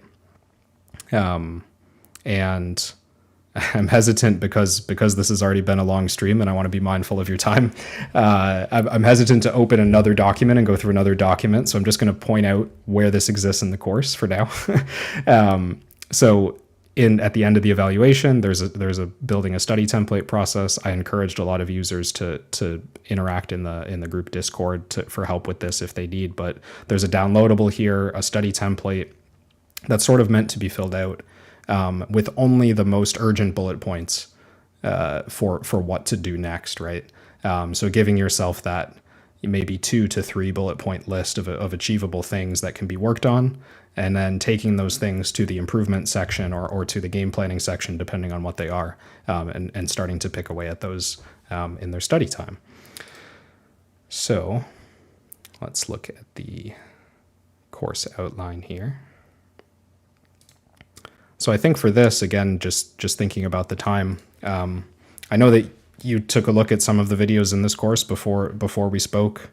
The improvement section here that you'll see on your screen in a second is is broken down into different types of study methods. It would be something that could help with, if someone was struggling with, let's say, their preflop theory. There's a number of videos that are focused on using preflop tools. If they were struggling with something more qualitative, there's videos that talk about, using training videos or using study groups or using private coaching. So that's kind of the way that this is organized. Is for different problems, there's different types of improvement methods. And I would hope for a lot of people they would just watch everything in this section. I don't know if in here you went through any of these. I did, but I Yeah. actually mostly focused on if you go below content and community, Mm-hmm. I looked at kind of your dive into the kind of the tools Mm-hmm. and how to use them because I Mm-hmm. found that very helpful. Yeah. Yeah. That's good to know. That's kind of what I expected to be most needed from a lot of people. A lot of my students who came to me over the last few years were sort of lost when using programs. So I do think if you're someone watching this who's not quite sure how to get the most out of PO Solver, not quite sure how to get into learning preflop or using a GTO trainer, I'd suggest a training, right? These are videos that are kind of meant to show the way that I use tools. It's only a couple of hours in total, and this is pretty much like Yeah. if there's a tool that I use for my game or for my students, it's in this section. It can feel like a lot, I think, if before you dive into it, but I hope that people come away from this section feeling like, oh, it's really not that daunting to start working tools into my study program. No, I think you did a really nice job, and you also really helped me understand how some of these tools that I knew were out there but never used because I wasn't sure how it would really fit in, how to use them. Mm-hmm. So I think that this will be helpful to even to people, like me who have PO Solver, who use PO Solver. It's really interesting to see kind of what else is out there and how all of these things can interact.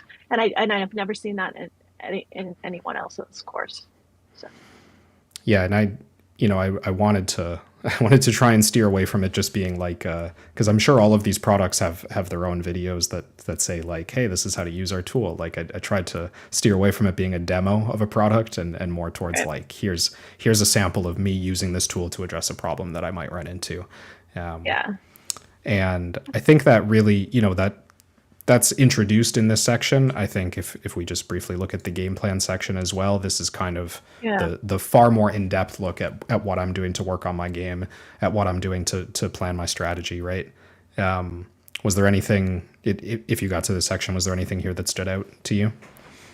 In the game plan section? Yeah. Well, Mm-hmm. first of all, I actually loved your video about start here if you don't play heads up.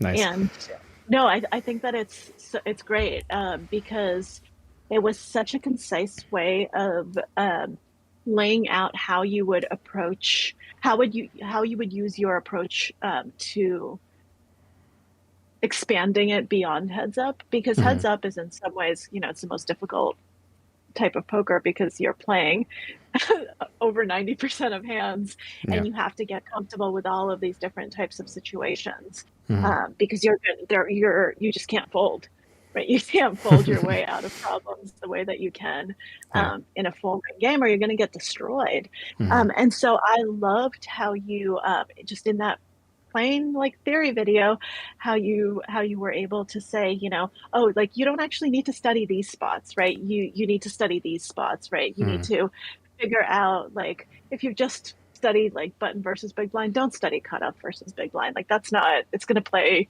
Right. largely the same. Like Right. find the spots that have the biggest ROI that have the biggest Yeah. difference between them. That was such a, for some reason I'd never thought of it that way, but it was a Mm-hmm. really wonderful way of simplifying it so that it didn't feel daunting. Because in a lot of these courses, when you're looking at MTT courses, etc., like they will go through all of these different spots, Yeah. and you're like, holy shit, I am going to die. We are Yeah. breaking down like 50 million types of board textures in every single position. And how in the world is my brain not going to break? Well, your Right. brain will break. Like that's Yeah. not, that's not the good, that's Yeah. not a way of studying. It's too much, yeah, and it's just not. It's never been my process either. Like even in Heads Up No Limit, which is what this section is structured around. I I never got. I found a lot of my peers were going into a lot further detail than I was. Right, like there's just, I think, this desire when we're using solvers to understand every little detail. There's this desire to feel like, oh well, we have all the information available, so I should memorize it all. And Yep. I really tried to push back on that in my approach with these videos, because it's just not practical. Like you said, Yep. it's far more practical to break things into categories. It's better to understand the mechanics behind what's happening in one spot so that you have the potential to look at a different spot and already know what's happening, to, and to relate it Yeah. to something completely different. It trims everything down. It simplifies, like you said. Yep, and I think that's great. And I've started going through the videos in this section, and all I can say is it makes me want to play Heads Up again. Well, that's Cool. great.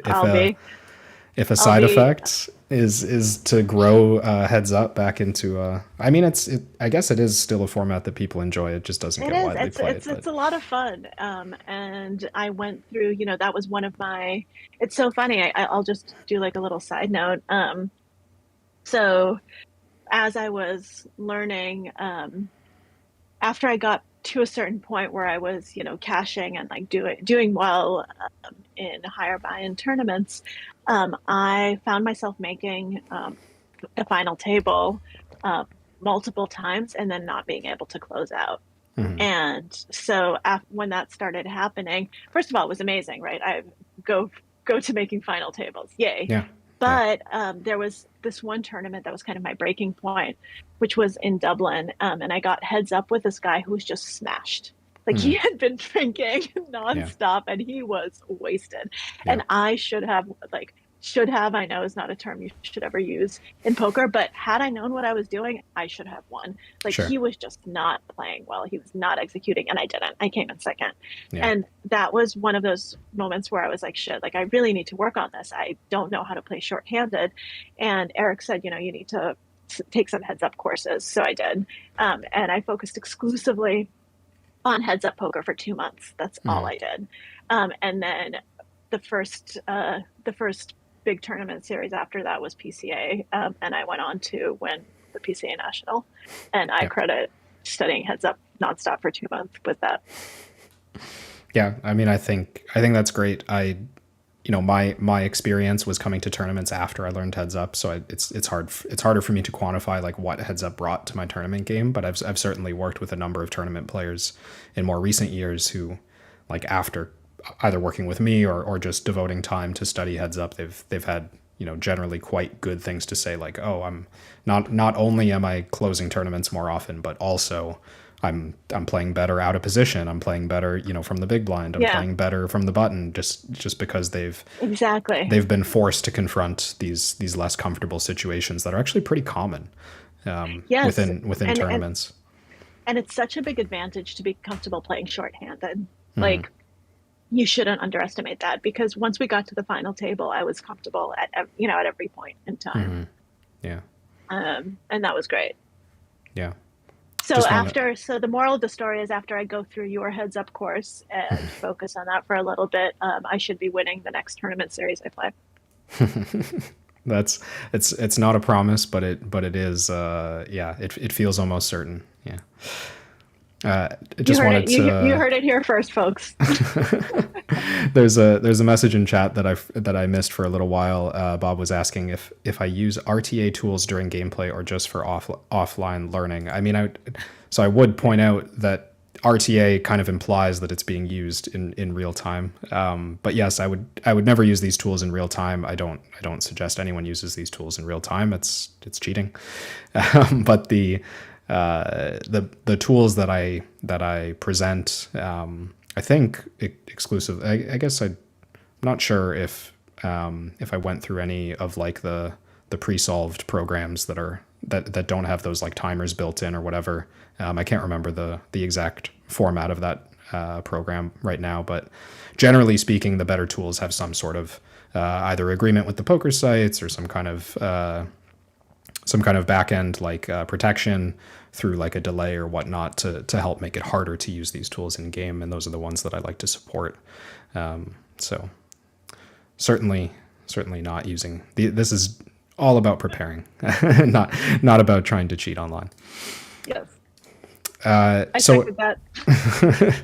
So I think that's perhaps a pretty complete overview of the content of the course. I'll certainly keep an eye on the chat if anyone has a question about any more specifics. While I have the course page up, I'm happy to show more things. But we did have a couple of questions come in on Twitter yesterday. If you want to help me address a few of those.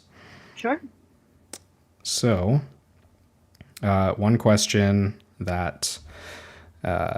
Just reading from the top of my feed here. Yeah. So one question from Doc was, what do you need to know to be able, or what do you need to know and be able to do before taking the course? And what will you know and be able to do after taking the course? So essentially like, what preparation is necessary and what are the outcomes? I guess I'll try to tackle this concisely. I think before taking the course, you don't really need to do anything because the beginning of the course is very like the structure that I've shown, and I'm sure it's clear by now, is very much starting from like figuring out where you're starting from. That is kind of by design, right? So if anything, what needs to be done first is just being prepared for like that very complete analysis of what it is that you're trying to tackle. There's not a lot of hours to be dedicated to this course in terms of like viewing time, but there's certainly, I think, quite a lot of like implied hours down the road of work to be done on one's game. So I wouldn't jump in here thinking like, I'm looking for kind of some casual viewing. I'm looking for some quick updates to my strategy. Like, let's check out the game plan. I would say this is more of like an immersive course. I would prepare to have time laid out to dedicate towards self-improvement.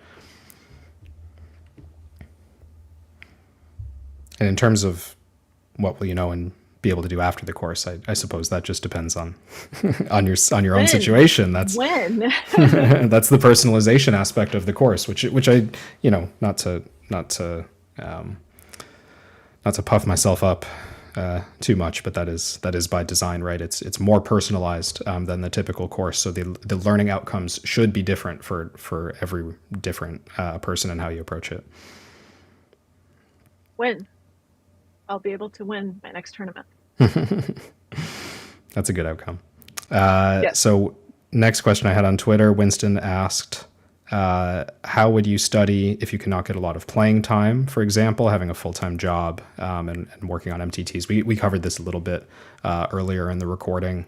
I don't know if anything else comes to mind for you after the fact. Yeah. I don't think so. Yeah, pretty much just the big thing is breaking things down into smaller chunks, right? Like expecting a longer time frame, expecting less, big leaps in your game. And I still feel like going through the process in this course is helpful in managing what it is can I actually accomplish in the amount of time that I have allotted, right? Yeah, I think that's right. As long as you're honest with yourself, but why would you take this course if you're not going to be? Well, yes, that's the other thing I guess to do before taking this course, right? Is be prepared to be honest with yourself. You might be shocked otherwise. So Raymer asks, for which stakes do you think the course is best for? Like of course, in theory, it could benefit anyone, but who would it benefit the most? I'm curious if you have an impression, because I have an impression of who my average student is, but it's hard for me to gauge like how wide the reach might be. I mean, I think that this is probably like, I think it would actually be helpful for all stakes to some extent, because if you're just starting out, it's really good to like have this process laid out and to start thinking about your own thinking, right? And figuring out how you should study and how you should approach it. That said, I think that some of the sections like, the solvers and all of those tools and heads up, I think that's probably going to benefit people who are a little bit past being just beginner Hmm. like because I think you're just going to get a little bit more out of it, Yeah. so to Yeah, I speak, think and it's going to be less overwhelming. right. Yeah, I think in like with that in mind, I would point to sort of my typical student over the last couple of years who when I made the course, they were sort of in my mind, right? Like their needs were in my mind. I'm thinking like a small to mid stakes online player who's who's maybe already put in a reasonable amount of time to their game, but is hitting a bit of a wall. That I think is my average client. So these are a lot of online American cash game players come my way, but also like live tournament players or online tournament players internationally. And I think pretty much across the board, we're looking at like small to mid stakes, done a fair bit of work already independently, but hit a wall somewhere along the way, right? Not someone who's never heard of a solver, but someone who's looked at one and thought like, oh my, I don't know if I can take that next step, right? Yeah, I think that makes a lot of sense. So I saw something come in on the YouTube chat. I'll just Hmm. hop over there. So just wanted to ask if we've done pads on pads. Will this course be an addition to that? Yeah, so I've, I guess I did some work with pads in the pads on pads series. There's a whole lot of content in there. The approach here is I guess I would say complementary and not so much in conflict. Like I think there's almost no overlap. Yep.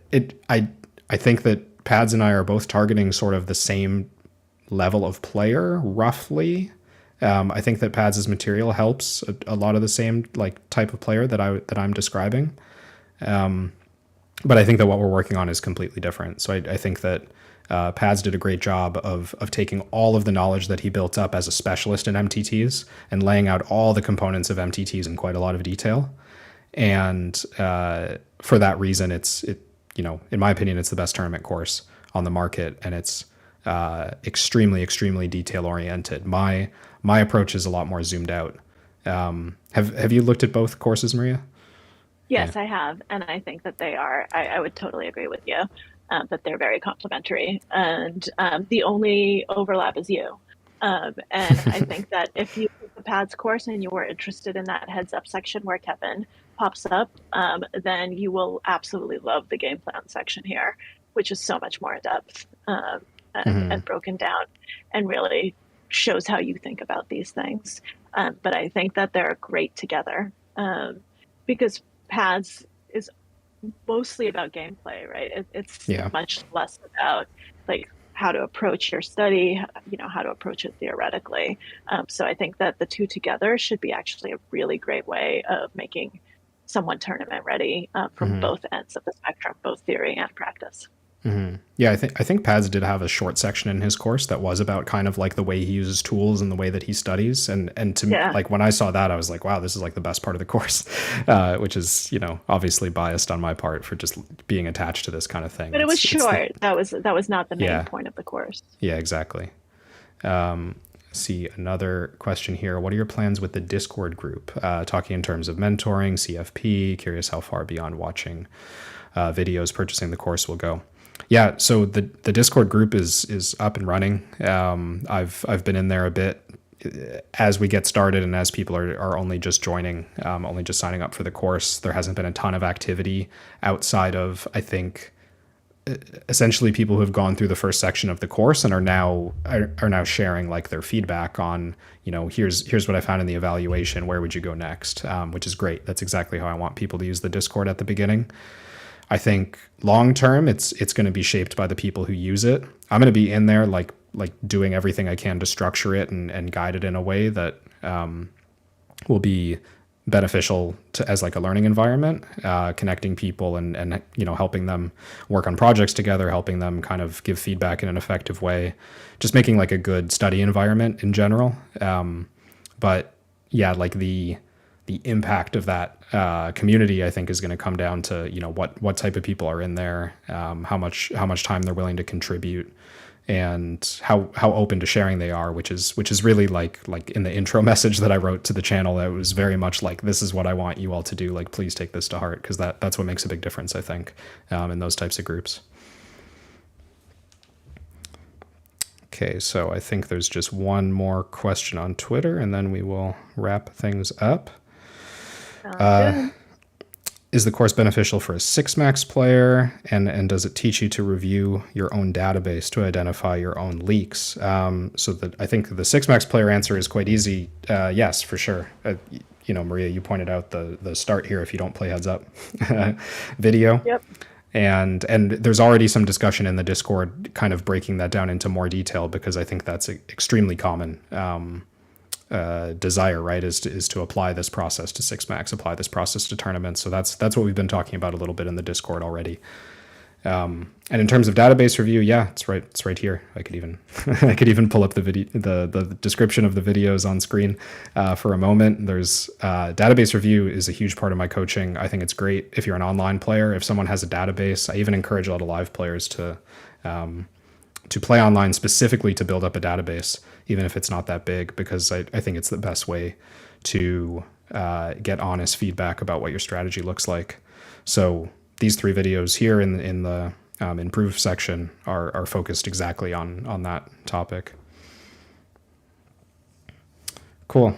Well, Maria, I want to thank you for doing this.